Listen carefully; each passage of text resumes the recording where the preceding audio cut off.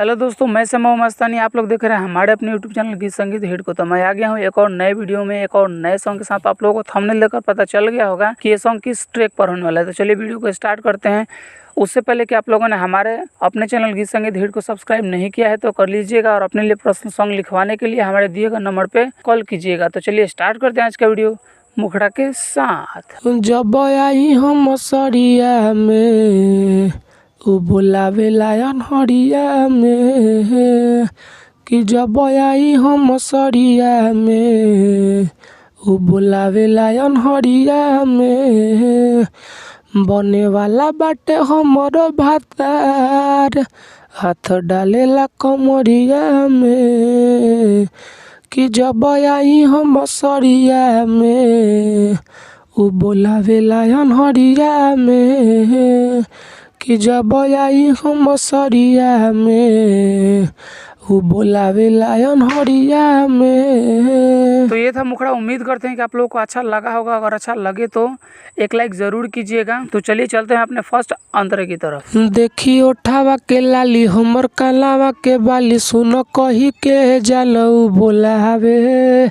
हमर लूटे खाती धनऊ बनाव ताटे मन, सोना कही कही के ऊ पोलावे।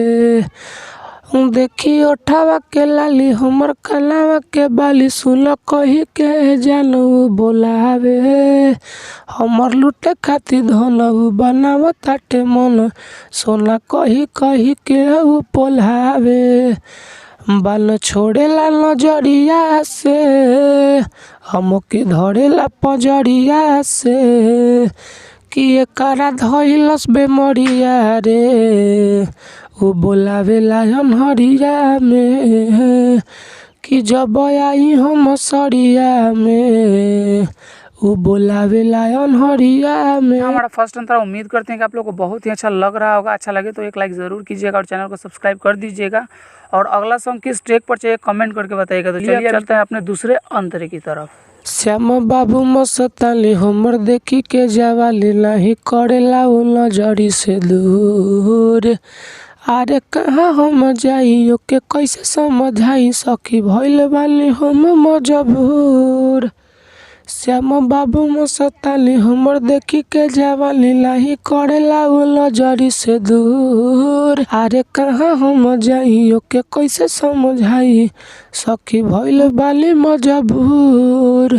हमर देखिए के काजरा रे, उ तो करे लागल झगड़ा रे, ओकरा हो गइल भेड़िया रे, उ बोलावेला अनहरिया में, कि जब आई हम सरिया में उ बोलावेला अनहरिया में।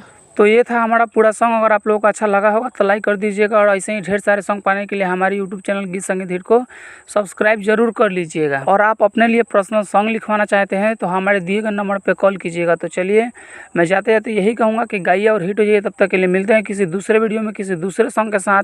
तब तक के लिए नमस्कार।